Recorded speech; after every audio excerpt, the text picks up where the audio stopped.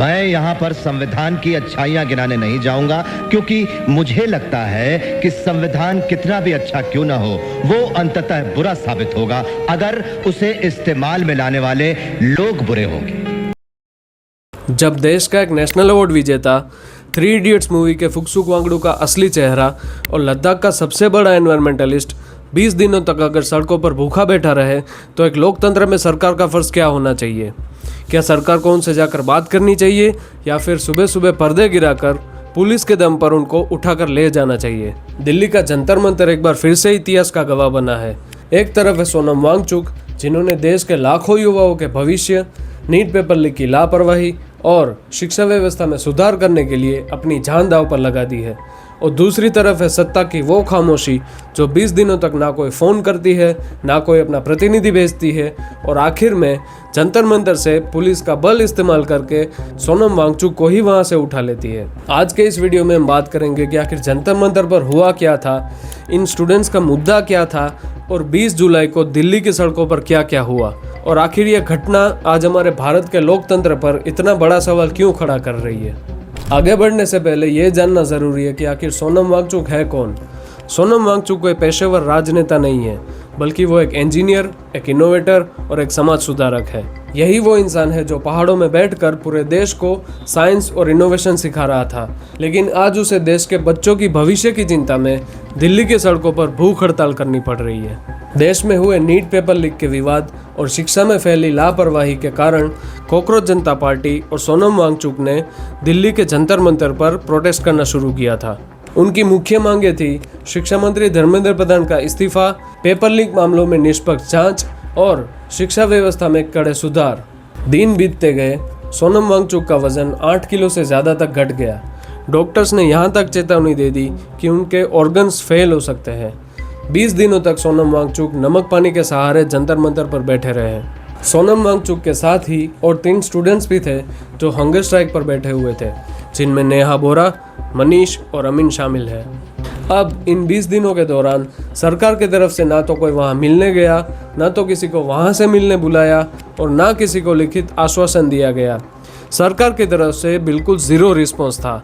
और फिर आई 18 जुलाई की वो सुबह, मोबाइल नेटवर्क जाम किए गए, स्टेज के चारों तरफ सफ़ेद पर्दे लगाए गए ताकि कोई वीडियो ना बना सके, और 20 दिन से भूखे बैठे हुए सोनम वांगचुक को ज़बरदस्ती उठाकर एम्बुलेंस में डालकर हॉस्पिटल भेज दिया गया। फोर्सफुली आने की कोशिश कर रहे हैं यहाँ पे। ऊपर नहीं, ऊपर नहीं, ऊपर नहीं, ऊपर नहीं। यहाँ फोर्स कर रहे हैं, पुलिस वाले फोर्स कर रहे हैं यहाँ पे। ये पुलिस वाले फोर्स कर रहे हैं, पुलिस वाले फोर्स कर रहे हैं यहाँ पे। ये पुलिस वाले फोर्स कर रहे हैं यहाँ पे। नहीं नहीं नहीं नहीं नहीं, ये देखो, पुलिस पुलिस जबरदस्ती कर रही है यहाँ पे, पुलिस जबरदस्ती कर रही है यहाँ पे, पुलिस जबरदस्ती कर रही है यहाँ पे। हॉस्पिटल के बिस्तर से भी सोनम वांगचुक ने यह मैसेज भेजा कि मुझे गैर कानूनी तरीके से हिरासत में रखा गया है, लेकिन मेरी आवाज़ बंद नहीं होगी। 20 जुलाई को संसद मार्च करके इस अन्याय के खिलाफ अपनी आवाज़ ज़रूर उठानी है। अब आती है 20 जुलाई की वो सुबह जब 3:30 से 5:30 के बीच में जंतर मंतर के बाहर बड़ी मात्रा में पुलिस तैनात कर दिए गए, टीयर गैस व्हीकल और बैरिकेड्स भी लगा दिए गए, और इसी दौरान सुबह सुबह वहाँ पे एक पत्थरों से भरा ट्रक भी देखा गया। प्रदर्शनकारियों ने और आयोजकों ने इसे बड़ी साजिश या फिर शांतिपूर्ण जो प्रोटेस्ट होने वाला था उसके बीच में हिंसा भड़काने का रीज़न भी बताया। फिर हजारों की संख्या में स्टूडेंट्स, युवा और सीजेपी के समर्थकों में शिक्षा मंत्री धर्मेंद्र प्रधान के इस्तीफे और पेपर लीक के मुद्दों को लेकर नारेबाजी शुरू हुई। तकरीबन 12 बजे सारे स्टूडेंट्स ने संसद की ओर मार्च करने का प्रयास किया, लेकिन तब पुलिस के द्वारा उन सबको रोका गया। और जब इन सारे स्टूडेंट्स को रोका जा रहा था तो इसी सिचुएशन में तनाव इतना ज़्यादा बढ़ गया कि अब धक्का मुक्की होने लगी, और इसी धक्का मुक्की की वजह से वहाँ पर अफरा तफरी मच गई। अब जैसे ही ये सारी सिचुएशन बेकाबू होने लगी तब पुलिस की तरफ से लाठीचार्ज शुरू किया गया और टीयर गैस के गोले भी छोड़े गए।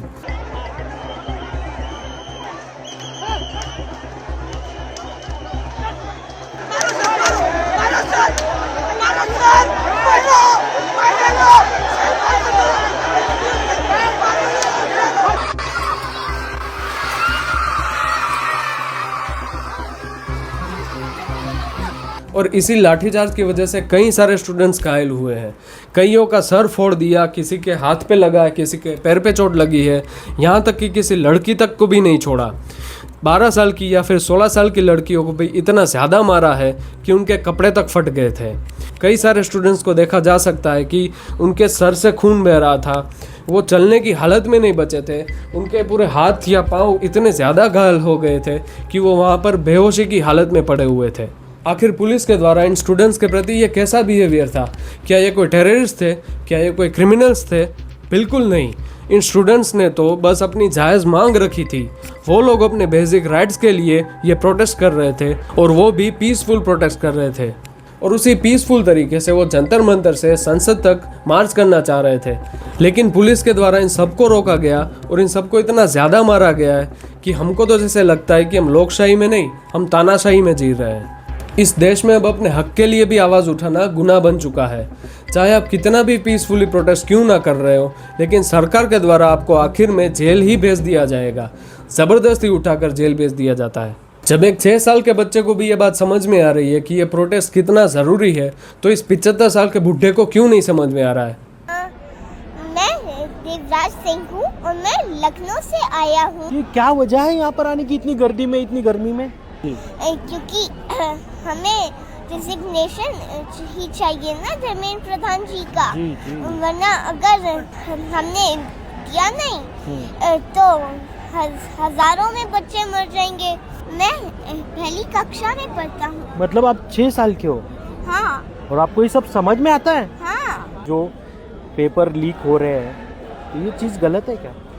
हाँ, क्योंकि ये जो पेपर लीक है तो ऐसे कोई झूठा डॉक्टर बन जाएगा। हाँ। मतलब बच्चों ने इतनी मेहनत करी है, 4 साल लगाए हैं और पता क्या चला, कोई झूठा डॉक्टर बन गया। और इन्होंने तो इतनी मेहनत करी थी, उनका तो हो गया सपना खराब। अगर झूठा डॉक्टर कोई बनेगा तो क्या क्या हो सकता है, क्या लगता है आपको? झूठे इंजेक्शन लगाएगा, झूठे ऑपरेशन करेगा। हाँ, और मतलब फिर अगर हम उससे अपने आप को ठीक करवाने जाएंगे तो रिजल्ट क्या मिलेगा? मर जाएंगे। जैसा कि आपने इस वीडियो में देखा कि ये बच्चा बोल रहा है कि अगर भविष्य में हम में से कोई भी अगर बीमार पड़ा और किसी डॉक्टर के पास इलाज कराने गए, तब अगर ये चीटिंग वाले जो फर्जी डॉक्टर्स हैं उनके पास अगर हमारा इलाज हुआ तो हमारा बचना तो नामुमकिन है। अब अगर कोई नेता या फिर उसका कोई फैमिली मेम्बर जब बीमार पड़े और अगर उसको ऐसे फर्जी डॉक्टर के पास जाना पड़े, तब उनको ये पता चलेगा। लेकिन इन सारे नेताओं के बच्चे तो फॉरेन में बैठकर अपना एजुकेशन ले रहे हैं, वहाँ पर अपनी लाइफ सेटल कर रहे हैं। और यहाँ भारत में पिछले 10 सालों में तकरीबन 90,000 से ज़्यादा स्कूल्स बंद की जा चुकी है और 45,000 से ज़्यादा प्राइवेट स्कूल्स खुल चुकी हैं। लेकिन जैसा कि आप सब लोग जानते हैं कि प्राइवेट स्कूल्स की फ़ीस ही इतनी ज़्यादा होती है कि गरीब का बच्चा तो पढ़ने का सपना तक नहीं देख सकता। हमारे भारत की एजुकेशन सिस्टम इतनी ज़्यादा खोखली हो चुकी है कि चाहे आप किसी भी फील्ड में स्टडी करते हो, अगर आप कितना भी पैसा बर्बाद कर चुके हो, फिर भी उस स्टडी का रिजल्ट कुछ भी नहीं मिलने वाला, क्योंकि यहाँ पर ऐसे पेपर लीक्स होते रहेंगे, यहाँ पे ऐसे चीटिंग्स होती रहेंगी। जो भी पैसे वालों के बच्चे हैं वो पैसे खिलाकर पेपर खरीद कर ऐसे ही एग्ज़ाम्स पास करते रहेंगे और गरीब का बच्चा वहीं का वहीं पड़ा रहेगा। और अगर जैसे तैसे करके कोई आम आदमी का बच्चा अगर पढ़ लिख भी गया तो उसकी एजुकेशन की वैल्यू इंडिया में या फिर इंडिया के बाहर कुछ भी नहीं है। अब ज़रा ठहरिए और सोचिए कि क्या किसी लोकतंत्र में आम आदमी की आवाज़ को दबाने का यही तरीका होता है? बिल्कुल नहीं। अब ज़रा इतिहास के पन्ने पलटते हैं। 1947 से पहले जब भारत में अंग्रेज़ों की हुकूमत थी, तब महात्मा गांधी, भगत सिंह और इनके जैसे कई सारे स्वातंत्र्य सेनानी जब भी कोई अनशन करते थे या फिर कई आंदोलन करते थे, तब ब्रिटिश सरकार को भी उनके प्रतिनिधियों को उनके पास बातचीत करने के लिए भेजना पड़ता था, समझौता करने के लिए भेजना पड़ता था। गांधी इरविन समझौता इस बात का सबसे बड़ा सबूत है। आज़ादी के बाद भी जब देश में बड़े बड़े आंदोलन हुए, चाहे वो जेपी आंदोलन हो या फिर अन्ना हजारे आंदोलन हो, तब उन नेताओं ने उन आंदोलनकारियों के सामने जाकर बातचीत भी की और उनकी मांगें भी सुनी। लेकिन आज हम ये किस दौर में जी रहे हैं? आज की सरकार का बस यही तरीका बन चुका है कि चाहे कोई भी आवाज़ उठा रहा हो उसको अनदेखा करो, उससे बातचीत मत करो, चाहे उसकी तबीयत कितनी भी क्यों ना बिगड़ जाए उसको इग्नोर ही करो। बस एंड मोमेंट पर उसको पुलिस के फोर्स पर ज़बरदस्ती उठाकर जेल में डाल दो या फिर हॉस्पिटल में भर्ती करवा दो। ये कौन सा लोकतंत्र है जहाँ देश के नागरिकों, स्टूडेंट्स या फिर सोनम वांगचुक जैसे लोगों के साथ भी बात करने के लिए सरकार के पास 5 मिनट तक का वक्त नहीं है।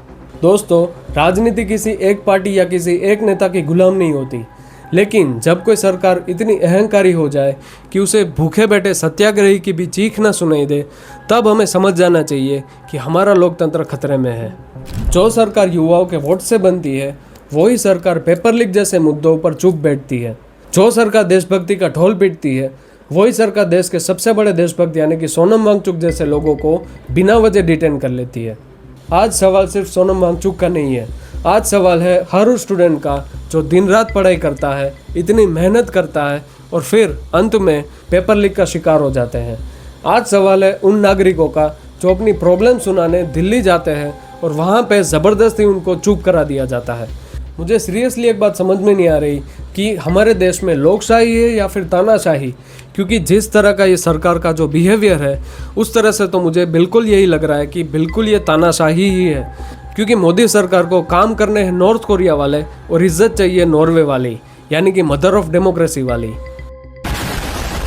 लेकिन इस बार का ये जो जंतर मंतर का प्रोटेस्ट था, ये देखकर थोड़ी खुशी ज़रूर होती है कि आज का युवा जाग चुका है, आज का युवा ये समझ चुका है कि सरकार की अब तानाशाही नहीं चलेगी। आपकी इस पूरी घटना के बारे में क्या राय है मुझे कमेंट सेक्शन में बताइए, और ऐसे ही वीडियोस देखने के लिए प्लीज़ मेरे चैनल को सब्सक्राइब कर लीजिए। अगर ये वीडियो अच्छा लगा तो लाइक कर दीजिए और शेयर कर दीजिए अपने फ्रेंड्स और फैमिली के साथ। और अब मिलते